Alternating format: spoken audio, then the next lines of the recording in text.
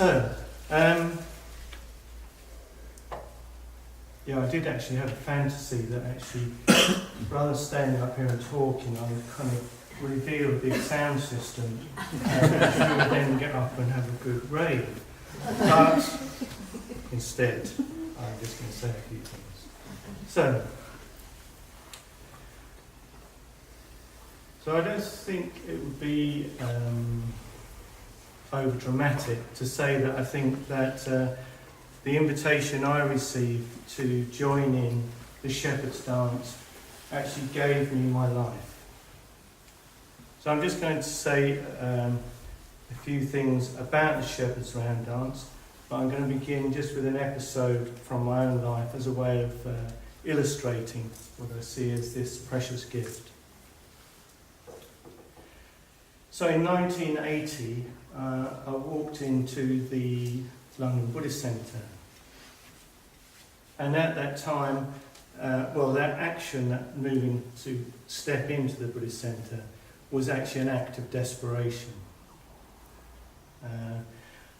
At that time, I felt completely frozen in myself.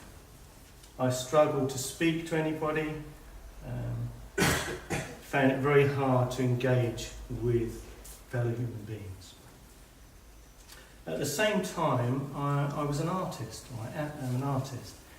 And so when I was painting, I was experiencing really fantastic bliss, joy, fantastic internal life.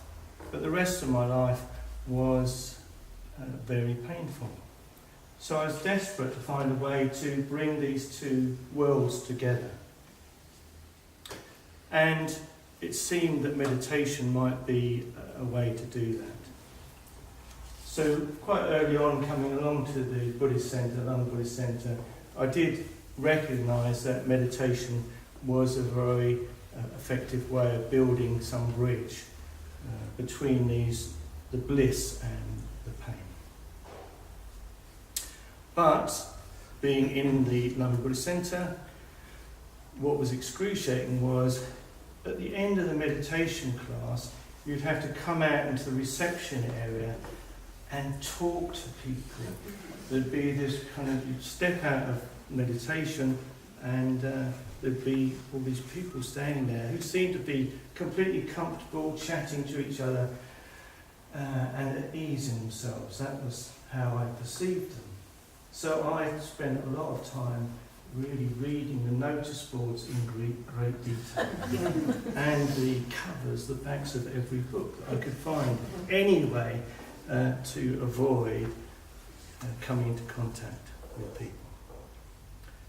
Fortunately, there was a young shepherd called Kuladitya who each week seemed to arrive beside me as I was reading yet again the same and just asked me how I was doing. And I'm eternally grateful to Kuladitya that he kind of invited me into the dance room. And we used to gradually, we would kind of have, after these hellos, we'd eventually go and have cups of coffee together, go and have a cup of tea somewhere, and out of that we then decided to head off to the Peak District for a weekend in the Peak District of walking. And so we got it up to the Peak District. Saturday morning, Kuladitya said, well, you know, as a way of getting to know each other, why don't we spend a bit of time just sharing our life stories? Why don't we start? So, Saturday morning, I started talking, and on sort of mid-Sunday morning, I was still talking, and we were walking through this kind of valley, one of the kind of beautiful valleys. It was a very bright, still morning, and in the autumn. And as I happened to reach this place that I really longed to speak about, I was able to share with him the fact that I had been abused as a child. And that kind of just letting out that secret was,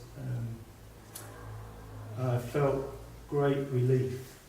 And as I spoke it, as we were walking along, we went underneath a willow tree, a really ancient willow tree. And a single gust of breeze caused all the leaves on this willow tree to drop over us as we walked underneath it. And I felt blessed. I felt the world blessed me back into life. And that was a consequence of Kuladitcha's putting his hand out towards me. So very grateful to that man and to the dance. So, I've been thinking about the Shepherd's Round Dance, and I'm rather intrigued that Bhante chose this as an image, because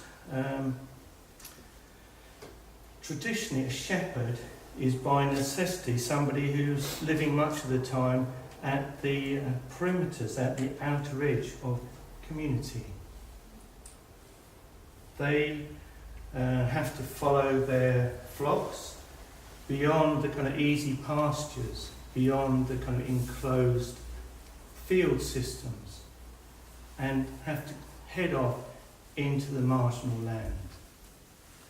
So I think this is very significant, that to really participate in Sangha, we actually have to have the ability to step into those marginal lands. We actually have to learn to separate and survive and flourish in the marginal lands.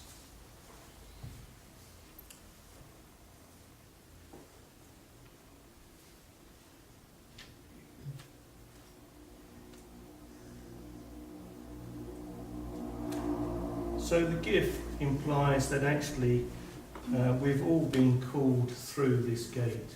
We've all travelled through the gate into this half-known landscape. And we've all learned to some extent to bear this sense of separation as actually the basis for relationship. So this is the shepherd's realm that we inhabit, that we've been given as a gift, but actually we're talking about the shepherd's round dance. So out of that being moving into the marginal lands, into the sense of separation that is often being brought about either through experience of suffering or of great beauty, that seems to propel us into those marginal places. From that place, we discover a response. And that response is actually to seek and create meaning and solace through connection, through community. And so this is the shepherd's round dance. This call and response, this kind of finding ourselves, really experiencing ourselves deeply, and out of that deep sense of ourselves, we then seek connection. And this is very traditional. This kind of process of call and response has been exemplified from the beginning. This movement out into the margins and then the movement back towards the dance has taken place since the time of Buddha. Small groups of the Buddha's wanderers gathering at each full moon to share the Dharma and witness each other's practice. So this is the tradition, the great tradition that we live within. The living dance has always been held up as vital within this life, within Triratna. So Bhante, from the beginning, as we heard at the dedication, recognised the round dance is pivotal in creating this sense of an ever-widening circle.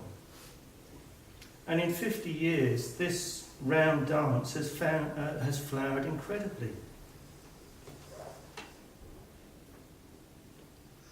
in our brief history, as Bhante acknowledges, the dance has often been marked by his unusual personality.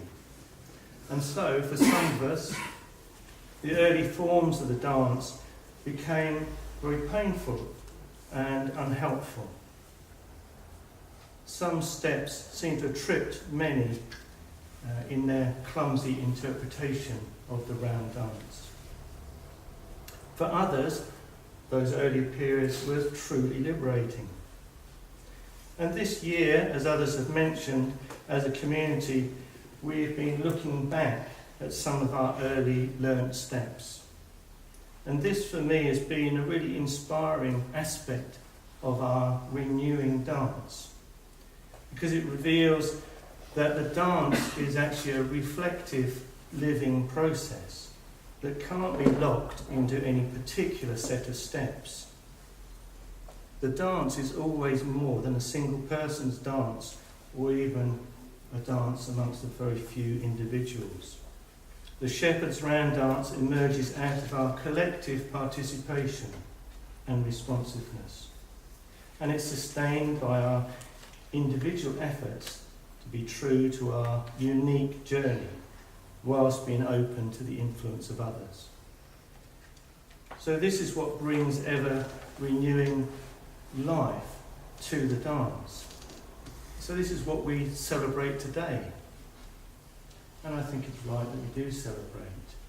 What good fortune that Sangharakshita, with his incredible vision and all his passion, alongside his human frailty, did create this space for us to dance.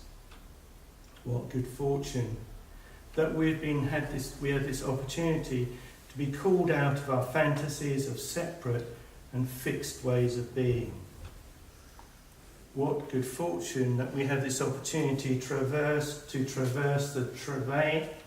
the terrain of hurt and anger, of regret, and the places where we've become struck dumb by the beauty. And we do all this in the company of others. So what an insightful gift has been tossed at our feet. The Shepherd's Round dance exemplifies the means by which we become more ourselves, by being in ever-deepening relationship to each other. It challenges us to bring our unique experience and sensibility to the ever-renewing dance without gripping or resisting the emerging steps of the dance.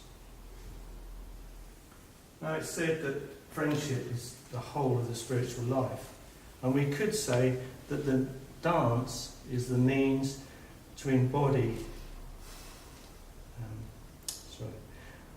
We could say that the dance is the means to embody the living meaning of spirituality. We meet and dance, we witness and respond, we share our journeys, our exploration of our inner and outer landscapes, and in our dancing, our responsiveness to each other, we create new images, new forms, new ways of exchange and interaction. In the 50 years of our community's dance, I've felt at times that attempts to control this dance risked limiting the ever-renewing Dharma. But I feel great optimism now about where we find ourselves right now. I feel our dance is leading us towards our collective spiritual death. What good fortune. Yes, some of the shepherds beside us might seem so drunk with pride or anger or bliss. It's perhaps difficult to find a way to respond to their steps. And others seem almost oblivious to the dance, swirling around them. And some are still clinging to the walls, fearful to join the throng. And yet the dance continues to unfold. How amazing. For me, it's important to remember what we dance around. The Shepherd's Round dance originated in a landscape around a sacred tree. And for us as shepherd practitioners, the sacred tree is the Dharma. We dance not just for our own celebration and amusement, not just to deepen our relationship to each other, to mark our common bond. This is what we're doing. We're dancing to mark our connection with the Dharma. And certainly I trust that as long as we circle around and in relation to the tree of the Dharma, the dance will naturally liberate. It is the taste of freedom that guides us. We dance to embody the Dharma. We have each travelled like shepherds into the places in ourself that need attention, nourishment and honouring. And this in turn has led us to the sacred tree of the Dharma. What good fortune. I cherish the round dance. I aspire to become fully embodied, flexible and responsive to help trace these ever-renewing patterns of living Dharma. Thank you, Bhante. Thank you to the Triratna community for the gift of the Shepherd's Round Dance.